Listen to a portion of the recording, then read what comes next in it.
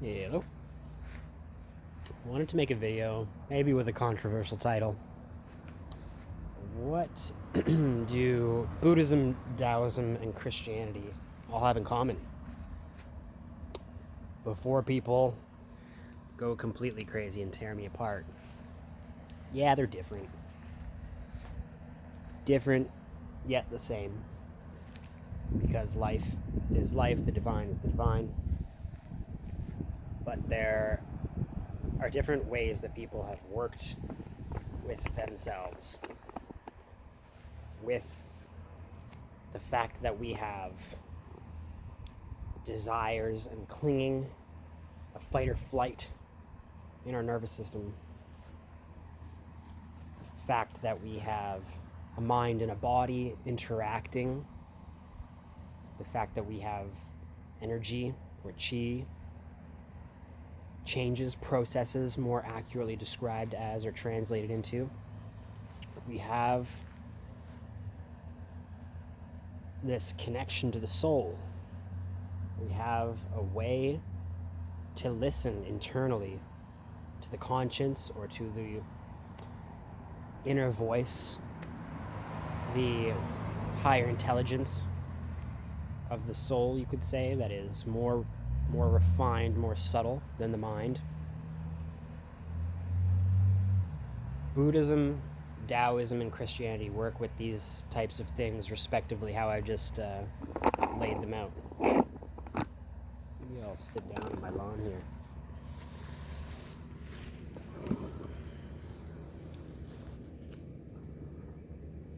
They each have their different ways of working with our being. What do they all do in the end? They're all paths to which one can surrender into a unification with spirit. Now, if the divine, God, whatever you want to call that, the ineffable thing that is beyond all comprehension, if that is like a light ever radiating, you could say the spirit is like this ray of light, and the soul is like, maybe like a particle of that light. And we are, just like science kind of looks at like, rays of light and particles, and then like, we call it a photon, and then we have a model of it, and there's like a sort of a manifest perspective of how that is interacting with reality, which we can pick up through our eyes. It is the most limited, like our body and what's going on here and how we're perceiving it. It's the most limited aspect of that. And a lot of people, which I find really weird because these things are based on a connection to spirit, a lot of people are looking at their own religion or in religion in general, or at other people's tradition, their religion, as something that's happening within this thing. Even if in their own personal relationship with the divine, their own practice, they have acquired some sort of level of connection to their soul, a recognition of their conscience, which they follow. They follow the good, the true, and the beautiful, and they have sort of surrendered to some level of service to that in some way. The way you act in life, the way that you interact with others and the world or the planet, nature, the way that you interact with physical, non-physical things, the way that you interact with your own mind or your own body, or the changes and processes that occur within them. You've allowed yourself to surrender into being directed towards an alignment, a unification with the soul, or maybe eventually with spirit. These are sort of the soul being more refined than our body and mind, and the spirit being more refined than that, and the divine being like the source that is all radiating and emanating from. There are different ways to talk about this in different traditions, and I've versed myself in them in order to know how to talk about them. Because you can't talk about these things, and you can't really differentiate and contrast them unless you have experience with them. We learn through experience, we learn through contrast, and a lot of people tend to think they know what they're talking about when they don't have experience in them, when they've read a book. Doesn't matter what book, doesn't matter if it's the Bible or this or that, you're not going to be able to unify, to ascend into some connection with the divine through a book. It might have some sort of guidelines. The Buddhist texts have these virtues, these precepts, and the classics of Daoism have basically like these poetic reflections on the aspects of transformation that occur as you work up these levels towards more subtle and refined aspects of our being. But all of these traditions, whether it's like Buddhism that comes from Hinduism, and Daoism, which comes from woo shamanic stuff from certain aspects of the world, and Christianity comes from basically a similar type of thing. If you look into the Desert Fathers and the sort of earliest saints, these were people that were merging themselves with spirit and then speaking authoritatively on the telling signs, the sort of litmus tests that you can apply to oneself in order to know that you are on the path, that you are surrendering to what is highest. Now, I know that there are differentiations between how you do that within certain traditions, and there are even differentiations between what you're doing within specific systems. And a lot of people want to bring like shamanism and magic and all this stuff into it, and Christianity. Like, I don't all of a sudden when I say those words, like a Christian would be like, oh no, but theurgy, thaumaturgy, what they would call in modern mystic Christianity ascension or miracle making, they're the miracle working. Whether you give up all responsibility or the power to that all the way to the divine, or you have ways that you recognize that you have surrendered and have done inner work within yourself to be able to be a channeler, a vessel for that sort of thing. And whether your ideal sort of image or reference to the divine is Christ, Buddha, or Jan Feng, or some sort of Taoist, whoever. Basically, people have used the saints, like in order to connect to something higher, you have something to look up towards, right? You have something to aim for. They embodied the good. Why are they good? Because they unified with soul, they merged with spirit, so they spoke with authority. At that point, might as well be divine, right? You have manifested yourself, you have recognized and understood yourself to be a manifestation and emanation. You have cleared the defilements.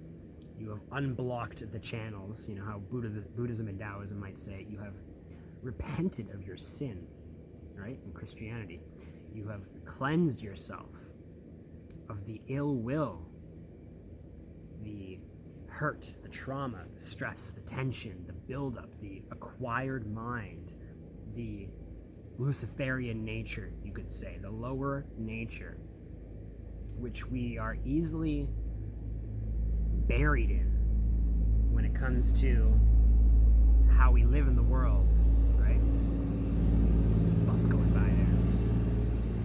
But when we look out into the world at the sort of the twisting of our mind and our body, the blocking up the tension that we hold, and the sort of the sin that we acquire through following through on animal level, base, instinctual sort of, not even instinctual I would say, but the influences that easily disturb us.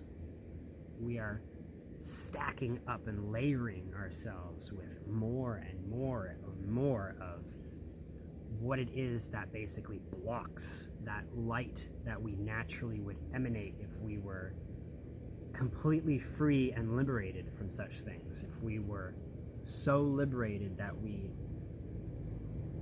recognized, understood with clarity, with knowing through experience our connection to the soul, that individuated aspect of spirit and the divine. This is what dissolve therapy does. We work, we train to forgive ourselves of that sin, to release those tensions, stresses and burdens, those blockages that are hindering us from being able to clearly see and recognize through direct knowing. We, through experience, directly know something. Through contrast, for instance, goodwill, ill will, bad will, right? Having bad intentions towards people. The mind is easily dragged into drama and delusion and, you know, whatever we want to call, like rage, anger, or disappointment or dissatisfaction with the way the world is, with the way that we are, with the way that others are. And we hold on to this, right? We either are attracted to certain things that maybe give us a sense of power, or we have an aversion to some things which we see maybe or think of or have been taught as wrong or bad, when really deep down the soul knows what is truly good, what is truly right, in the sense that it is not always, you know, what we think of as correct in terms of facts, but what is truly morally, ethically, and in a basis of our connection to what reality is. Truly, we know what is right and what is wrong, no matter if you're a Taoist, a Buddhist, a Christian, a Hindu, whatever. Another thing, this is particularly strong in modern Christianity, and you know how Christianity has been. There's been this lingering sort of delusion or a twisting of all traditions, really. There's a watering down or a twisting of Daoism, of Buddhism. There's modern ways that people look at this stuff, and we get caught up in the trimmings and the trappings and the sort of external view of what's going on or what people are talking about within these groups, and we get caught up in the ideas, the ideology, the views and perspectives that people have on other people's religions and on other people's traditions. This in and of itself is division, is what I would call Luciferian in terms of that sort of Christian perspective. It is an influence of Mara, you know, king of demons in Buddhism. It is a twisting of our original, like our knowing of our original nature through an acquiring of more and more layers of mind, of mind stuff, of stuff that is not our original nature, our soul, that is blocking us from experiencing and recognizing that directly. Does that all make sense? So different traditions have, through that connection to the soul and through the study and the practice, the training of this, the transformation of the body-mind connection into an alignment, a merging, a unification. In modern Christianity, they're talking about this as like ascension, ascending these aspects of ourselves into the higher and higher spaces. But a lot of these people are getting caught up, I would say, in sort of a new spin on what you would call New Age and like shamanic magical stuff, even within Christianity, when they talk about mysticism and they talk about the types of experiences they have. And I'm not saying that they're not real, but there is a horizontal, I'm going to describe it this way, there's a horizontal exploration of reality, which you could call animism, shamanism, base level experience within the mind, within the astral realm, within the realms that are more subtle, the dream space, etc. But people tend to have these experiences. Whoa, I had some dreams. Whoa, I had some mystical experiences. Whoa, I had a shamanic trance. Or whoa, I experienced this magical ritual, or this ecstatic trance of some sort. All traditions at the lower level have these, and they're not the point. They're not the point. It's cool, it's whoa, it's this or that, it's exciting. It's not the point, though. In a lot of the modern, either New Age or even the sort of neuroscience-based stuff even these days, and sort of spiritual healing and stuff like that. People over-focus, in my perspective, on all this stuff, whether it's like Hermetics has a way of working with it, and and again, it's like none of these things are bad. They're just different ways of working with stuff. Nothing wrong with, at each level that you're at in the physical world, being aware of what's around you, right? We have a very central focus on things, a very specific way of I'm gonna look at this blade of grass right here, and my main focus is on this, or I'm picking the berries, I'm glassing out in nature to hunt some deer, and that's my main focus and perspective. But there's another part of my mind, you could say right and left brain or whatever. One of them's focused in on exactly what I'm doing, the other one is peripheral, the other one's wide open, the other one's listening around for, is there a bear coming?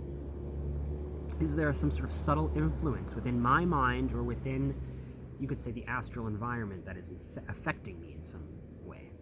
Is it affecting me positively, like the forest? And I walk into the forest and I'm opened up and I'm spread out, and I'm a lot of my stagnation, psychologically, energetically, and even physically, is diffused and opened up and sort of cleansed by nature in and of itself. You look at a beautiful sunset or the wide open sky or at a beautiful tree, you feel this harmonizing with this force in nature that is good and true and beautiful.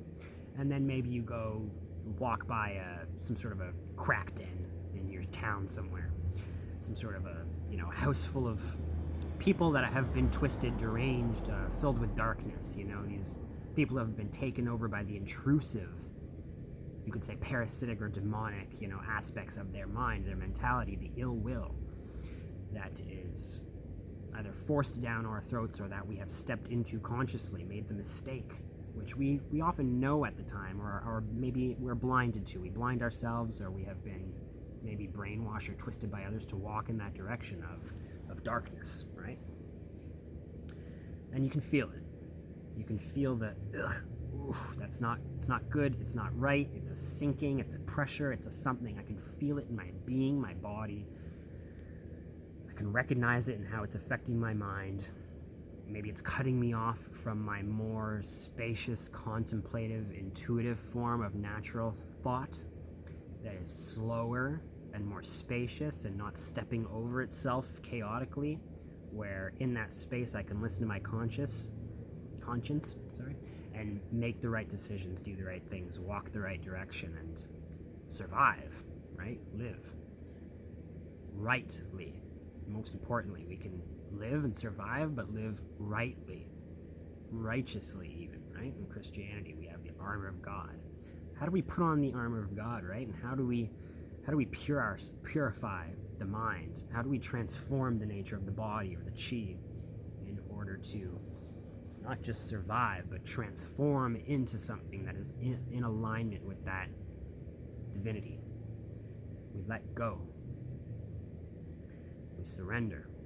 All of these, what you would call a spiritual tradition, if it is a spiritual tradition.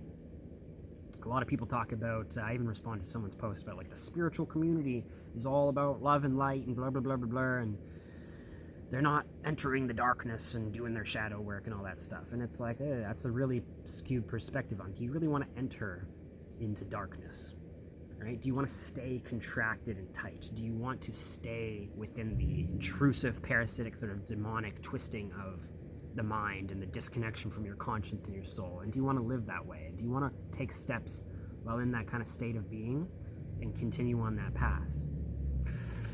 Nobody does, really. Deep down, nobody does. Maybe there are some beings in this world who, or in life, in existence, that it is their path from the, maybe it's the direct will of divinity for there to be all aspects of things in existence so that we know and can experience these things and can walk in the right direction. So maybe there are demonic things, maybe there are things that are layers down in the negative, that are ghostly, demonic, sort of whatever. They are in absence of that light, they exist in darkness. Should we think it's okay to dip down into that and to exist with that and to be transformed by that in body, in mind, in our perspective, in the way that we're being. Nah.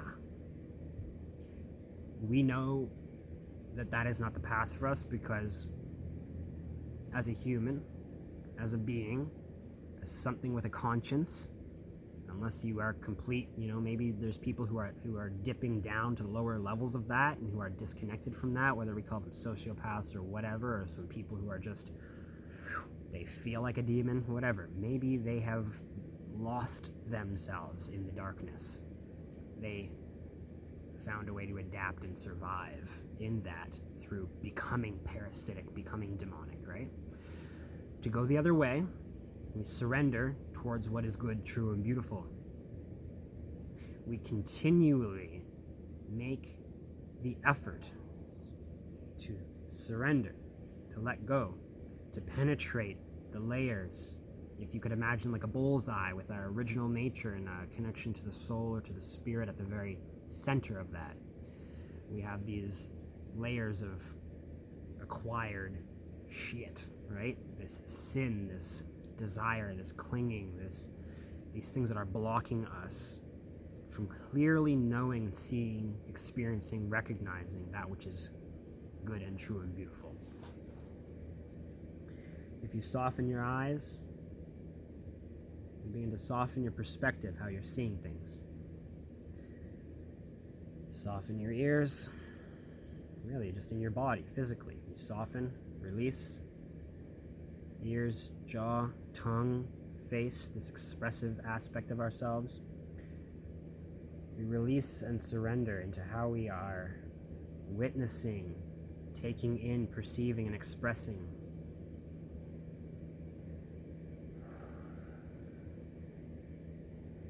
We begin to release these parts of us that do the work, that are constantly like digging in and maybe being damaged by or manipulating life. We soften and release the heart, the belly, where we are processing emotion, where we are processing energy in life. The breath, we soften our relationship with the breath. We soften our feet, our legs, but we are moving ahead and maneuvering around and changing direction in life. We soften our being more and more deeply. We surrender, the mind and the body truly being the same thing, all of what we perceive being an emanation from this source. We continually step back and go deeper into our being, body, energy, mind, however we want to talk about it. We continually let these layers of stuff dissolve.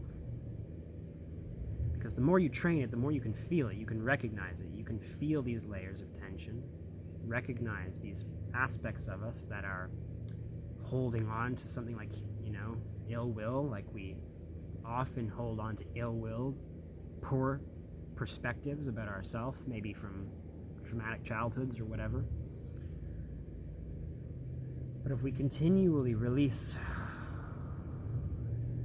and provide space, like wiping an etch-a-sketch, letting these hardened aspects of ourselves, the thing we're holding and clinging onto so hard, things that we think are right, we think we're doing okay, we think we're making the right decisions, but when we're thinking about it, it's another layer. If we're visualizing it and getting caught in these ecstatic experiences and all of our dreams and these things that are, it's this and it's that and it's it's all this, it's all still stuff.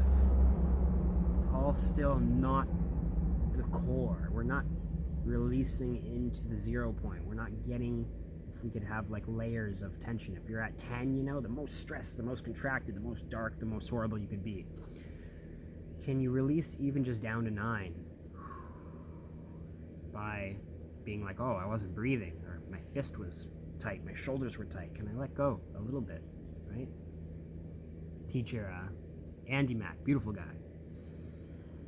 It talks about loosening a belt or like loosening a shoe, a tight shoe. If it's cutting off your blood circulation, if you have something that's, strapped too tight, you don't even need to remove it. You don't need to forget about it all at once maybe, but loosen, just wiggle that knot, loosen that shoe a little.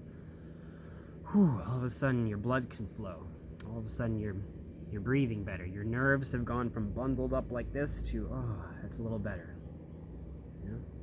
And if you can recognize, like, even though it's a little better, I'm still kind of doing this. I'm still a little uptight. I'm still a little stressed out. Can I get my mind, my attention?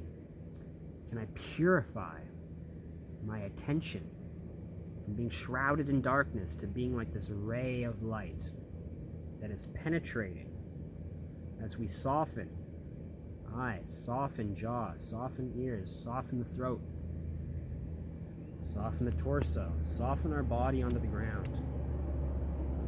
Maintain uprightness while melting the flesh off the bones and allowing this deeper knowing that is beyond the mind to penetrate us and to reveal our core nature to ourselves, so that what we begin to follow and cling to and hold on to is that which is that deepest part of ourselves, which is emanating from the divine, which connects us to that which is truly good, which is glorious, which is inebriating, divine.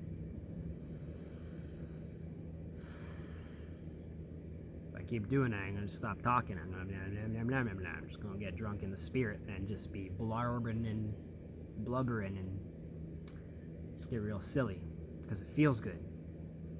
When we do it for real, when we experience it for real, it feels good all the time. Because when we become contracted, when we know what's wrong, when we're going in the wrong direction, when we're doing the wrong thing, our gut tightens, we're not breathing right, our organs are off, our nervous system's off, our bodies guard and create armor around the liver, the kidneys, and the lower back, and we get caught up in becoming unconscious of this accumulation of whatever you want to call it: stress, tension, darkness, wrongness, badness, ick, cringe, right? When we start penetrating these layers with pure attention, stepping back out of our own way, letting the mind absorb more into the breath and into this process of release and softening and surrender, and always seeing this with an appreciation and a recognition of, deep down, I am filled with this love. I am filled with this goodwill. I am filled with this desire to do right and to be righteous. It feels wrong to do anything else. But we've become wired to step in the wrong direction. We're pushed and pulled by the world. But we need to plant ourselves in this goodness and surrender to it and be steadfast within it. This is what all of the true spiritual traditions have in common, and this is why you see these days, I even see the Christians are super into Jesus, but they're learning about meditation. They'll pick up a Buddhist book to learn how to do it better, because the Buddhists, sorry Christians, but the Buddhists are better at meditating than you. Right? And the Christians even start talking about spiritual heat and energia and what the saints were doing and levitating and miracles, but you know what? The Taoists are sort of better at it than you guys. They trained for that. You transform your chi, transform this nature of the mind and body into something so powerful and robust that you become like this walking radiative force, right? And maybe even in Daoism and Buddhism, maybe sometimes they get caught up in all that stuff and they really forget about love. They forget about just letting the heart open up and letting themselves soak in a connection to the divine, instead of getting caught up in the meditation aspect and the aspect of the mind and getting caught up maybe in their training in the body. I think all traditions that have something good, true, and beautiful to them also have ways that they worked with things that gave them a certain view, a certain perspective, a certain skill that has manifested within these groups of people that get together and focus on this, and maybe they get good at certain things and we can learn from it, right? But also, the same groups tend to drop that at the dime of a hat sometimes when they look at other traditions, other people, and go, oh, you know, those Hindus who really love Jesus, they should repent. Even if they love Jesus, they should repent and they should get off of all their stuff. And they discriminate against an entire culture, an entire tradition, and they say the Buddhists are wrong, the Taoists are wrong, or the Taoists say the Buddhists are all pansies or whatever, and they say the Christians are all twisted up. And, you know, maybe it's true. Maybe it is largely, maybe it is happening, right? But you're twisting yourself. You're getting off track, you're getting sidetracked, just looking at it that way, right? So having the right perspective is important. And maybe even more importantly, having a baseline foundational experience through your path you are walking, your training, your meditation, your whatever it is, your practice of ascension or whatever. Having a baseline way to practice this as a litmus test, like I know I'm going in the right direction consistently. We need litmus tests. All traditions had them, and I'm going to talk more and more in these videos about them. But for now, I think that's good. I'm already at a half hour, and there's ants crawling on my camera, and probably me too. But surrender, right? Release. I got immune to mosquitoes doing this. I've went through a lot of healing from autoimmune stuff and literal physical crushing and deforming of bones from getting hit by a mail truck with this stuff. It works. If you want to learn how it works, get in touch. I'll put the links below. I'll try to do the tags and hashtags and name this something really controversial so a bunch of people see it maybe. Bless you. Cheers. Goodbye.